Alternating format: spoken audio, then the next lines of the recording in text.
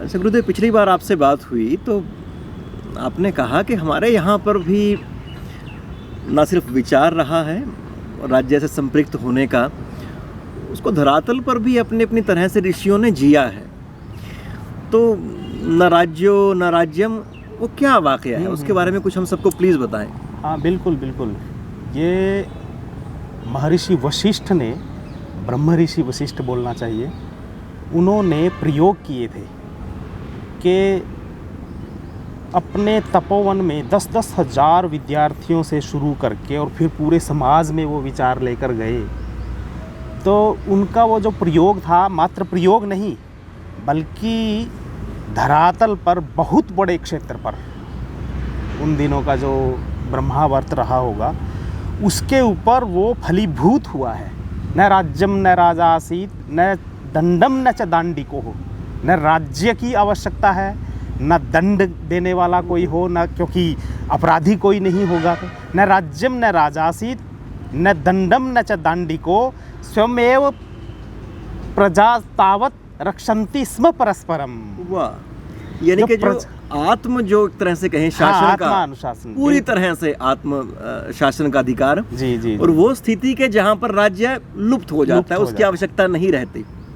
बिल्कुल, तो उस तरह का एक वो प्रयोग रहा है। हाँ। अच्छा, तो क्या जब ये प्रयोग रहा इस तरह का, तो उसके बरक्स एक दूसरा भी प्रयोग कोई चला होगा? ये जो समर था, संघर्ष था विश्वामित्र और वशिष्ठ का, जी, ऐसा पुराणों में कई बार उल्लेख आता है कि विश्वामित्र और वशिष्ठ जी की लड़ाई हुई।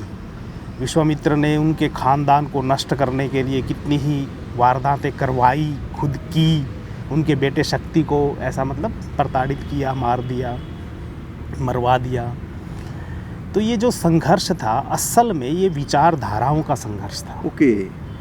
विश्वामित्र उन दिनों, चूंकि उसकी बैकग्राउंड जो पृष्ठभूमि थी वो आते थे क्षत्रिय से और ये थे ब्राह्मण वर्ण के, तो उनका ये मानना था कि चाहे व्यक्ति हो चाहे समाज हो, उसको सीधा चलाने के लिए दंडे की आवश्यकता है। इसलिए सैन्य बल सबसे बड़ा बल है।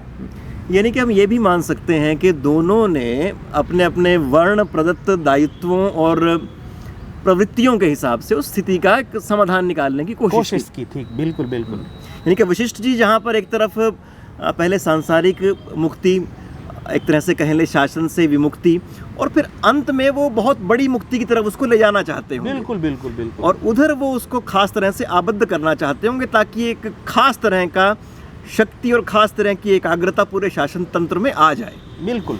तो फिर ये जो दोनों तरह की विचारधाराएं चलती हैं, तो फिर वो कहीं टकराती भी होंगी, फिर वो आखिर में कहीं ना कहीं समन्वय भी होता होगा।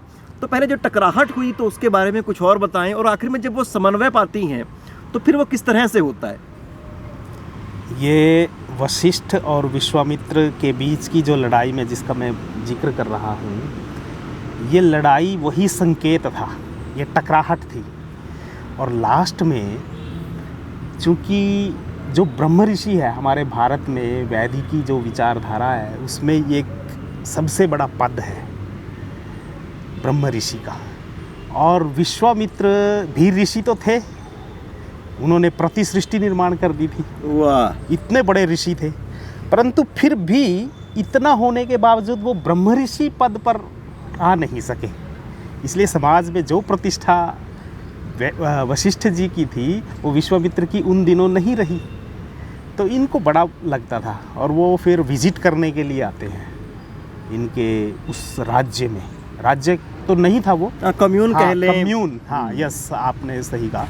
तो उसमें जब वो देखा ये सारे का सारा इतनी ज़बरदस्त, जिसकी भी इच्छा करे वो बिना संघर्ष के और उत्पन्न हो जाए वो चीज़। उन्होंने कहा मुझे इतनी सैनिकों के लिए भोजन चाहिए, तो कुछ ही पलों में वो तैयार।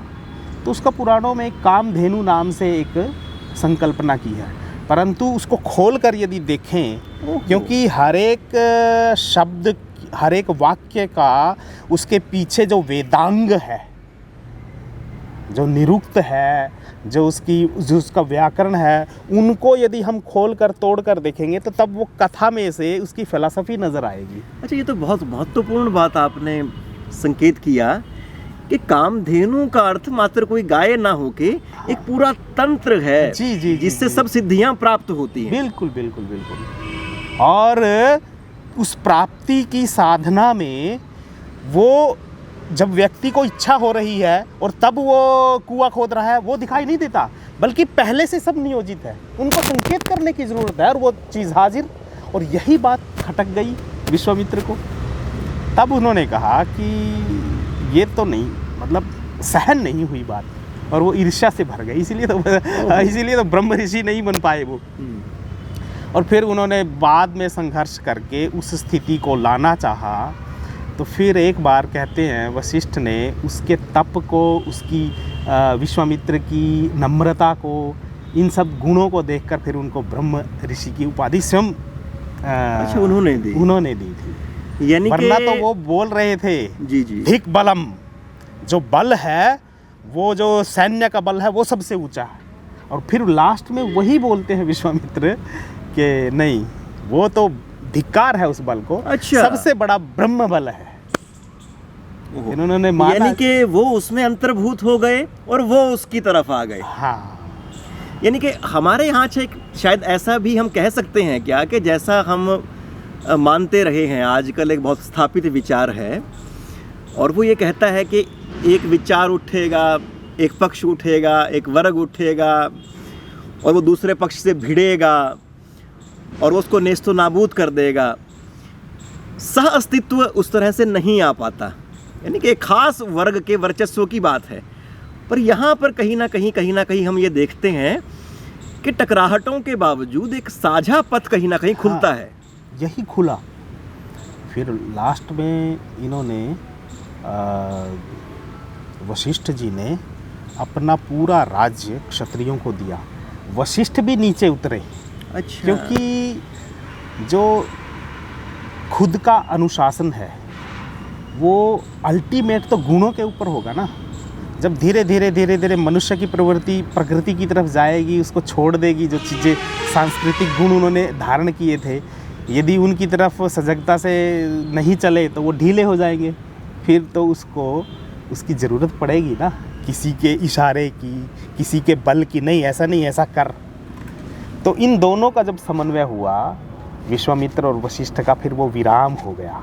और अच्छा, एक ये भी हम कह सकते हैं क्या, मान लिया अब जैसे हम आज के सिस्टम में रहते हैं जी, और अब कहने को तो मतलब हम ये कह सकते हैं कि भी हमारे यहाँ पर एक डेप्यूटी कमिश्नर है, एक हमारा मिनिस्टर है, एक चीफ मिनिस्टर है, प्रधानमंत्री है। जी जी जी। तो कहने को तो हम ये कह सकते हैं कि भाई वो नियम बना रहे हैं, पर वास्तव में वो करोड़ों लोगों का प्रतिनिधित्व है उसमें। हाँ, बिल्कुल। तो अब भी अगर हम एक तरह से देखें, बहुत आदर्श होकर अगर हम देखें, तो यही है कि जैसा मैं चाह रहा हूँ वैसा मेरा शासन चल रहा है। मेरा अपने लिए मैंने खुद से वो स्थितियाँ तय की हैं।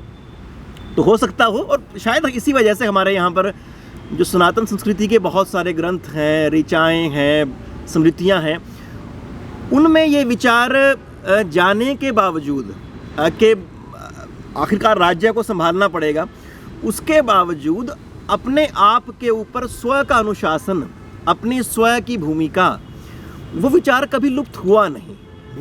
और इसीलिए शायद राज्य का प्रभाव बढ़ने के बावजूद जो व्यक्ति के स्तर पर जो उसका अपना राज्य रहा, उसकी सत्ता हमेशा कायम रही।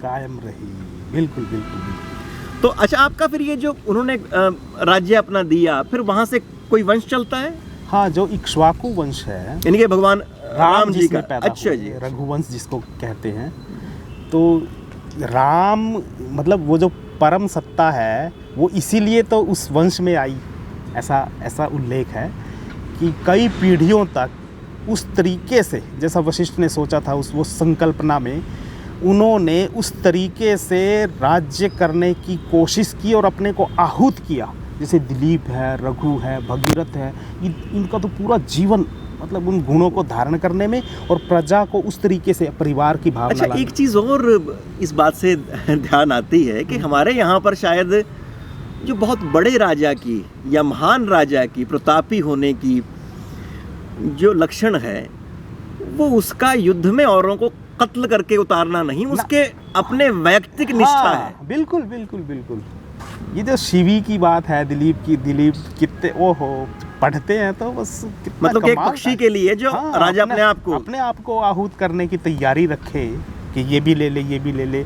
मतलब मानव जो प्रजा है मेरी, वो तो है ही, मानवेतर जो सृष्टि है वो भी, उसके साथ का भी संबंध, उसको भी दुख ना हो, उसको भी न्याय मिले, यहाँ तक जिसकी सोच है। अच्छा, यानी कि अच्छा, एक हमारे यहाँ पर एक बहुत लोग बहुत चलताऊ ढंग से कह देते हैं कि जहाँ पर भी वेद का जिक्र आता है, हमारे यहाँ पर ऐसे अब जाने अनजाने वो कैसे वर्ग खरा होता चला गया है, वो जैसे ही वेद का जिक्र आता है वो एक खास रूढ़ी और ख़ास बंधी बंधाई परंपराओं का वो कुआं उसको मानते हैं।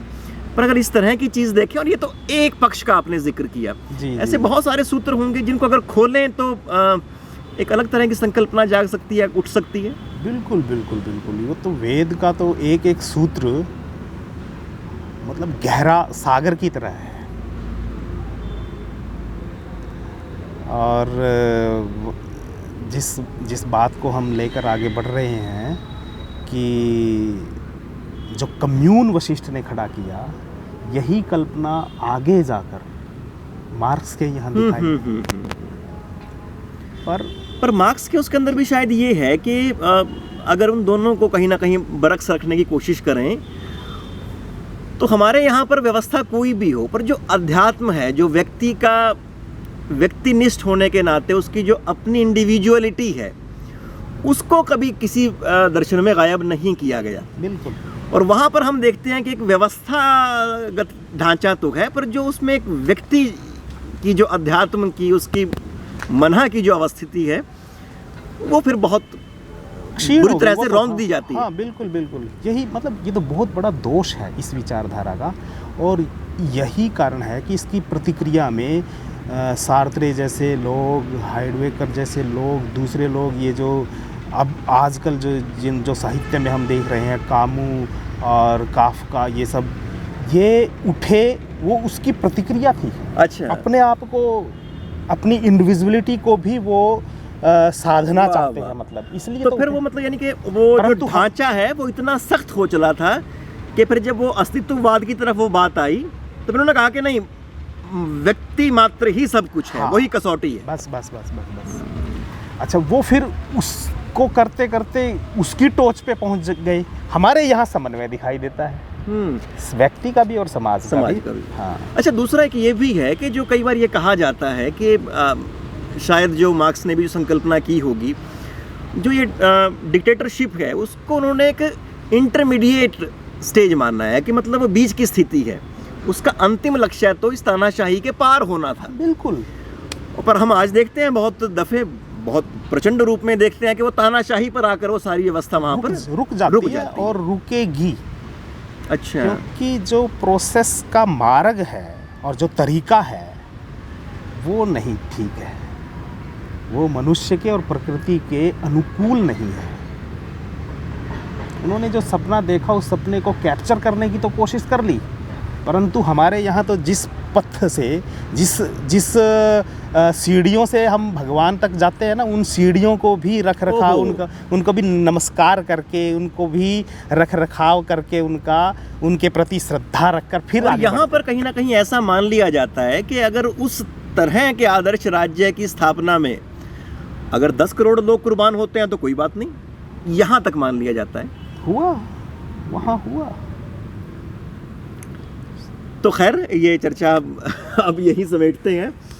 इसके बहुत सारे पहलू हो सकते हैं, पर हाँ, खैर इस चर्चा के बाद हम कोशिश करेंगे कि इसको पूरे श्लोक को मैं मूल रूप में देखूं और उसका बार बार पाठ करें। और ऐसा ही है कई बार के इस तरह की सूक्तियाँ हम खैर आजकल जो उदाहरण देते हैं अंग्रेज़ी साहित्य से या पुराने ग्रीक साहित्य से देते हैं, और हमारे यहाँ संस्कृत के उदाहरणों को देना एक आपके पिछड़ेपन की निशानी माना जाता है।